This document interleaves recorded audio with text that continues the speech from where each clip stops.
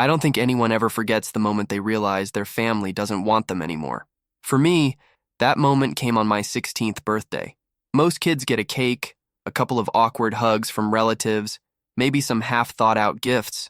I got a trash bag with my clothes stuffed inside and the words, "You're old enough now. Figure it out." My parents weren't monsters in the way you see on TV. They didn't lock me in the basement or beat me every day. They were just cold, detached, and tired of responsibility.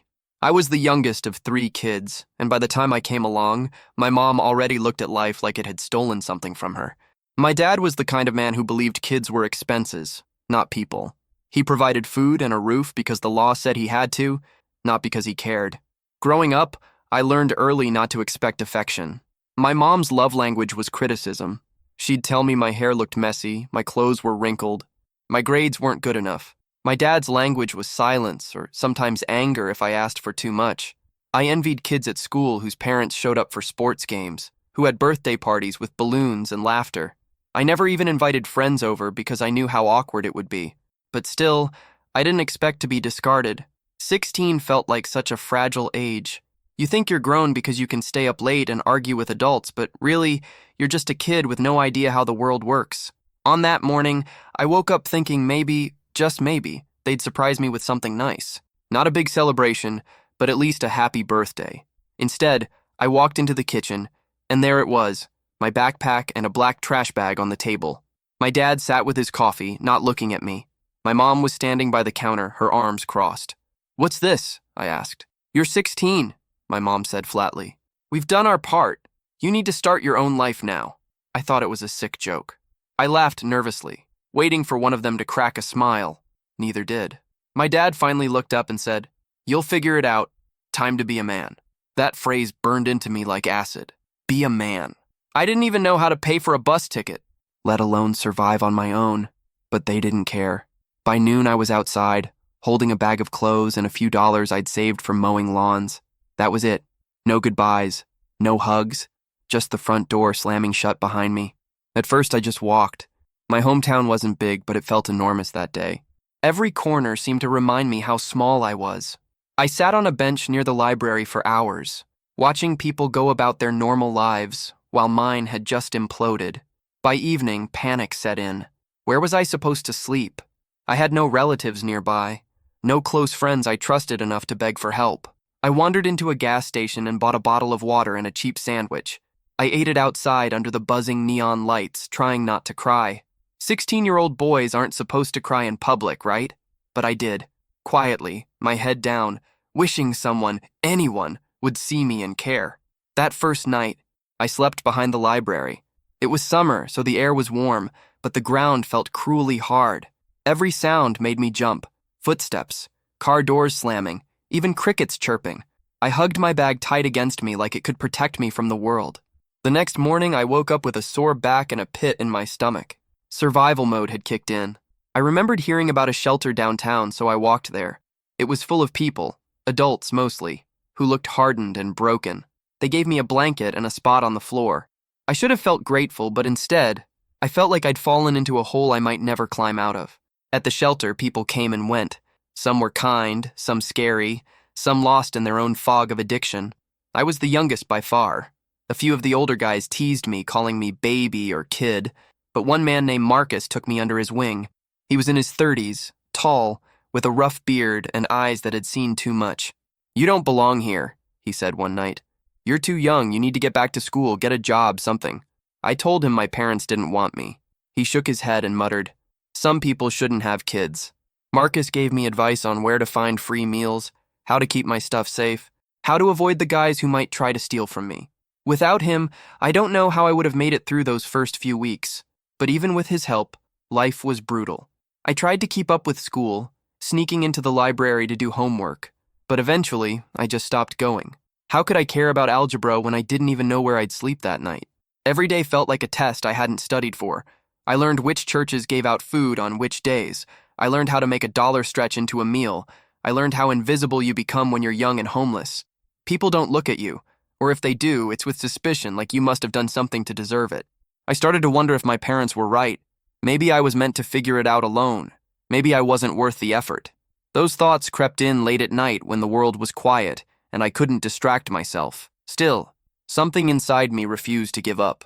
Maybe it was pride, maybe anger. I wanted to prove them wrong. I wanted to survive just to spite them. It's strange how quickly you adjust to survival when you have no choice. At first, every day felt impossible, but soon I built a routine. I knew which fast food places threw out leftovers at night. I knew which gas stations had clerks who didn't chase me away when I loitered. I even figured out how to sneak into the high school gym showers early in the morning, pretending I was part of the sports team. But nothing prepared me for the loneliness. That was the hardest part. It wasn't just being without my parents. It was the realization that nobody noticed I was gone. None of my teachers called. None of my classmates asked questions. It was like I had been erased. Some nights I'd lie awake on a thin cot at the shelter or curled up behind the library and think, if I disappeared tomorrow, would anyone care? Marcus was the only one who really seemed to. He treated me like a little brother, even though his own life was in shambles. He'd been in and out of jail, battled addiction, and lost contact with his family. But he had this strange kind of wisdom, the kind you only get from screwing up enough times to know what not to do. One evening, he handed me a crumpled $5 bill and said, "Go buy yourself a notebook. Write things down. Don't let your story disappear." I didn't know what he meant at first, but I did it. I bought a cheap spiral notebook and a pen from the dollar store. That notebook became my lifeline. I wrote about my parents, about the nights I spent hungry, about my fears of never being more than a forgotten kid. Some pages were angry rants, others were shaky attempts at poetry, but it gave me a voice when I felt voiceless. Around that time, I tried reaching out to my parents again. I called home from a payphone, hoping maybe they'd change their minds. My mom answered. "Mom, it's me," I said, my throat tight. Can I come back home just for a while?" Silence stretched on the line. Then she sighed and said, "We already told you. You're on your own now. Don't call here again." And then the click, the dial tone. I stood there with the receiver pressed to my ear long after she'd hung up, staring at the graffiti carved into the payphone booth. That moment killed whatever hope I'd been clinging to. I wasn't just unwanted. I was forgotten. The anger built up in me like fuel. If they didn't want me, fine. I'd make a life so far beyond them that one day they'd regret it. The problem was, I had no idea how. Jobs weren't easy to come by when you're 16 with no address, no ID, and no one to vouch for you. I lied on applications saying I lived with an aunt. Most places didn't even call me back. But eventually, a small diner took pity on me. The manager was this gruff old man named Carl, and I think he knew I was lying, but he also knew I needed the chance. "Dishwasher," he said, shoving an apron at me. "Don't steal, don't be late, that's it." It was the hardest work I'd ever done. Hot, wet, endless piles of greasy dishes. But it was also the first time I felt like maybe I had a place. I'd finish a shift exhausted, my hands raw, but I'd leave with a few dollars in my pocket and the strange satisfaction of having earned it myself. With that job, I was able to stop relying on shelters all the time. I rented a tiny room in a rundown boarding house. It smelled like mildew and the walls were thin enough to hear the guy next door coughing all night, but it was mine, my space, my lock on the door. I still went hungry sometimes. I still had nights where the fear of failure gnawed at me. But for the first time, I wasn't just surviving. I was living, even if barely. School, though, became impossible. Between work and exhaustion, I couldn't keep up. I dropped out halfway through junior year.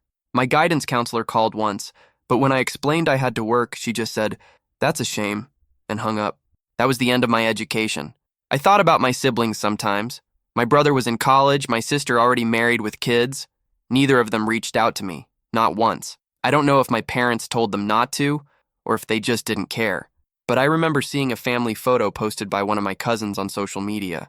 My parents smiling, my brother with his college sweatshirt, my sister holding her baby, and me, gone, like I'd never existed. That image haunted me. It fueled me. I kept grinding at the diner, saving every dollar I could. Carl wasn't the warmest guy, but he respected hard work. Sometimes he'd slide me extra food to take home. Once he even told me, "You remind me of myself when I was young. Life kicked me around too. Don't let it win." I clung to those words like a lifeline. But life wasn't done testing me. One night after a late shift, I came back to the boarding house to find my room broken into. My notebook was gone. My clothes scattered. The little cash I'd hidden in a sock was stolen.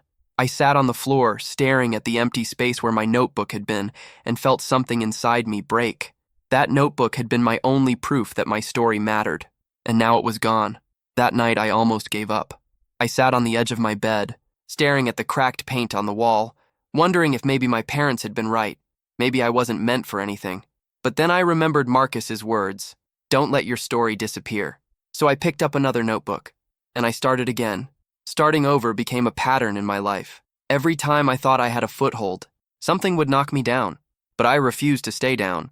Maybe stubbornness was the only thing I truly inherited from my parents. The new notebook filled up quickly. I wrote about every shift at the diner, every face I saw on the bus, every fleeting thought that crossed my mind. Writing became my therapy, my anchor. It didn't erase the loneliness, but it gave me a place to put it. Marcus drifted in and out of my life during those months. Sometimes he'd show up at the diner, sometimes I wouldn't see him for weeks. Once he came in limping with a split lip, and I didn't ask questions. He just sat at the counter, ordered coffee, and told me, "You're doing better than you think. Keep at it." Those small affirmations meant more than he probably realized. When you grow up without parents who believe in you, even a stranger's encouragement feels like a gift. By 17, I had saved enough to move out of the boarding house and rent a room in a small apartment with 2 other guys. They were both older, working minimum wage jobs like me, but the place felt almost normal. We split rent, shared groceries, and complained about bills together. For the first time since I'd been kicked out, I didn't feel completely alone. Still, I couldn't shake the bitterness toward my family. I'd see pictures online of birthdays, holidays, family gatherings, and I wasn't there. I'd imagine my mom cooking, my dad telling his dry jokes, my siblings sitting around the table. Did they ever think of me? Did they ever feel even a shred of guilt? That anger drove me to work harder. I picked up extra shifts, saved every penny. I wanted more than survival. I wanted freedom. At 18, I got my GED. Walking into that testing center terrified me, but passing felt like redemption. It was proof that I wasn't the failure my parents had branded me as. Carl, my boss at the diner, actually showed up to shake my hand when I told him the news. "Good," he said, gruff as ever. "Now don't stop here. Keep moving forward." I started applying for better jobs. Most rejected me, but eventually I landed a position at a grocery store. It paid slightly more, and for the first time I had something close to stability. I wasn't thriving, but I was surviving on my own terms. Then came a curveball I didn't expect. My mom called. I hadn't heard her voice in 2 years. Seeing her number pop up on my phone made my stomach twist. Against my better judgment, I answered. "Hello? It's your mother," she said, as if I might not recognize her. Her voice sounded colder than I remembered. "Your father isn't well. We thought you should know." For a moment, I didn't know how to respond. This was the same woman who had told me never to call again, the same parents who had tossed me out like trash. And now, suddenly, I was supposed to care? "What do you want me to do about it?" I asked, my voice sharper than I intended. There was a pause. Then she said, "You're still his son. He'd want to see you." I hung up. My hands were shaking. The truth is, a part of me wanted to go, wanted to see if maybe, after all this time, there was something worth salvaging. But another part, the larger part, knew it was a trap. They hadn't cared when I was a scared 16-year-old on the street. Why should I care now? Still, that call haunted me. I'd lie awake at night, wondering if he was dying, if I'd regret not going. But I also wondered if showing up would mean betraying myself, like erasing everything I'd fought to overcome. I didn't go. Instead, I doubled down on building my own life. I moved into a small studio apartment, nothing fancy, but it was mine. I bought a secondhand couch, a bed that didn't squeak, and a desk where I could keep my notebooks. For the first time, I felt like I had a home, but the ghosts of my past lingered. Sometimes I'd dream of being back in that kitchen on my 16th birthday. The trash bag on the table, my dad's words echoing, "Be a man." I'd wake up sweating, heart racing, as if it had just happened. One night, after a long shift, I sat at my desk and flipped through my notebooks. There were stacks of them by now, filled cover to cover with my life. Reading them felt like watching myself grow in real time, from a scared, angry kid to someone who somehow had kept moving forward. And for the first time, I thought, maybe my story isn't just for me.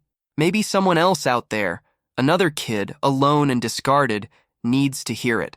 That's when I found Reddit. When I first stumbled onto Reddit, I wasn't looking to share my story.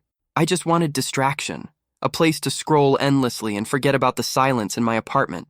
But then I found subreddits where people wrote about their lives. Raw, messy, painful. And I realized I have something to say too.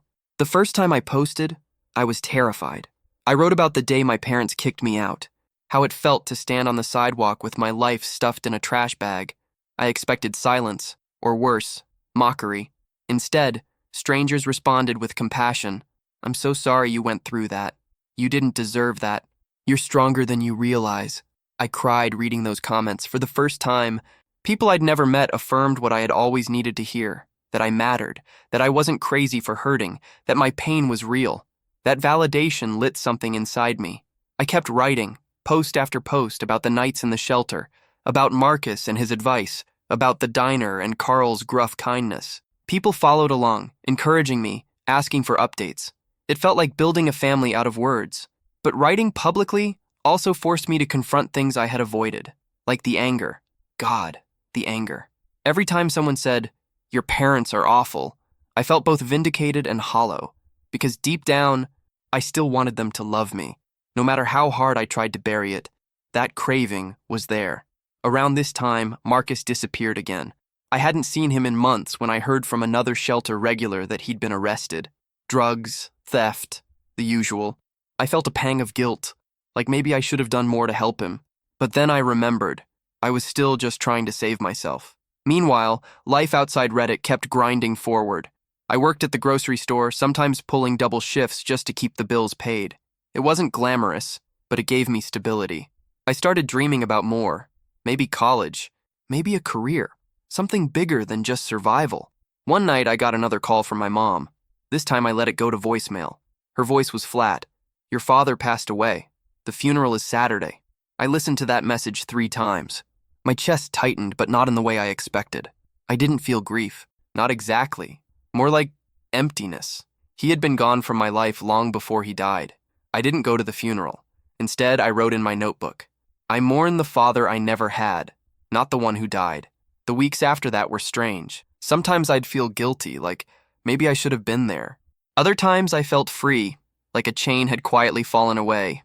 My mom never called again after that. My siblings didn't either. It was as if a door had closed forever. So I kept moving forward. I enrolled in community college, scraping together tuition with my savings and financial aid. Walking into that classroom for the first time felt surreal. I was older than some of the students, but I didn't care. I was there because I'd fought tooth and nail to be. College wasn't easy. I worked nights at the grocery store, studied during the day, lived off ramen and coffee. But every passing semester felt like revenge against the people who had doubted me. On Reddit, I kept sharing my progress. People cheered me on, strangers celebrating milestones my own family ignored. I realized something important. Family isn't always blood. Sometimes it's the people who choose to care, even from a distance. By 21, I had my associate's degree. By 24, a bachelor's. Each graduation felt like a personal revolution. I'd walked away from nothing and built a foundation brick by brick. And yet, late at night, the old wounds still whispered. Sometimes I'd dream of my 16th birthday, the trash bag, the cold voices, the slam of the door. I'd wake up sweating, heart racing, my chest aching with a question I could never answer. Why wasn't I enough for them? Therapy helped. I started going after a professor encouraged me. Sitting in that quiet office, spilling out years of pain, felt like ripping open an old wound. But slowly, I learned to see my past differently. My parents' cruelty wasn't my fault. Their failure wasn't my reflection. One session, my therapist said something that stuck. They abandoned you, but you didn't abandon yourself. That's why you're here. It hit me like a thunderclap. For so long, I'd carried their rejection as proof of my worthlessness. But the truth was the opposite. I had survived in spite of them. Still, healing isn't linear. There were nights I still felt that 16-year-old boy, shivering behind the library. Nights I wondered what my life would have looked like if I'd been loved. Nights I almost hated myself for still missing them. But then I'd remind myself, the best revenge is living well, and I was learning how. By the time I hit my mid-20s, I had built something resembling a real life, a degree, a small apartment, steady work. It wasn't glamorous, but it was mine. Every step forward felt like a brick laid on the ruins of my past. But healing isn't about erasing the scars, it's about learning how to live with them, and mine ran deep. One evening, I was cleaning my apartment when I found one of my old notebooks shoved in the back of a drawer. The cover was bent, the pages yellowing, but inside were the words of a younger me, shaky handwriting, desperate prayers, angry rants scrawled under flickering streetlights. Reading them was like stepping back into the skin of that scared 16-year-old. It broke me and healed me at the same time. I realized I wasn't just surviving anymore. I had kept a promise to myself. I hadn't let my story disappear. I decided to post some of those old entries on Reddit. Not all of them, some were too raw, but enough to show the journey. The response was overwhelming. People told me my words gave them strength, that they saw themselves in my story. Messages poured in from kids in broken homes, from adults still grieving childhoods stolen from them. One message stuck with me. I'm 16 and my parents told me to leave. I don't know what to do, but reading what you went through makes me think maybe I can survive too. I stared at that message for a long time. Tears blurred my vision. That was the moment I knew my pain hadn't been for nothing. If my story could keep even one kid from giving up, then maybe there was meaning in all of it. I started volunteering at a youth shelter. At first, it was just serving meals, but soon I found myself sitting with the kids, listening to their stories. Some of them reminded me of myself, angry, scared, unsure of the future. I told them, I know what it feels like. I've been where you are, and I promise, it doesn't have to define you. It felt like coming full circle. The shelter that had once been my last resort had become the place where I could give something back. As the years passed, my relationship with my past shifted. I stopped waiting for apologies that would never come. I stopped hoping for a family that didn't exist. Instead, I built my own. Not in the traditional sense. I wasn't married, I didn't have kids yet, but through friendships, through the community I found online, through the connections with the kids I mentored. One night, lying in bed, I thought about my parents. My dad, buried somewhere I'd never visited. My mom, still alive maybe, though I hadn't heard from her in years. And I realized something that shocked me. I didn't hate them anymore. I pitied them, because in their blindness, in their cruelty, they had missed out on knowing me. They'd thrown away a child who grew into someone strong, compassionate, resilient. They'd traded a relationship with their son for the illusion of freedom, and in the end, they were the ones who lost. Me? I'd survived. I'd built a life from ashes. Sometimes people on Reddit ask me if I'd ever forgive my parents. The truth is complicated. Forgiveness, I've learned, isn't about excusing what they did. It's about refusing to let it control me anymore. I don't need their validation. I don't need their love. I am enough without it. I still have nights where the old fear creeps in, nights I wake up and for a split second, I'm back on that sidewalk at 16, holding a trash bag with nowhere to go. But then I open my eyes, see the walls of the home I built myself, and I know, I made it. If you've read this far, maybe you've been through something similar. Maybe you know what it feels like to be unwanted, unseen. If that's you, hear me when I say this. Your worth isn't measured by the people who failed to love you. You are not disposable. You are not invisible. You are not alone. My parents kicked me out when I was 16, thinking they were done with me. But what they didn't realize is that was the beginning, not the end, of my story. And I'm still writing it.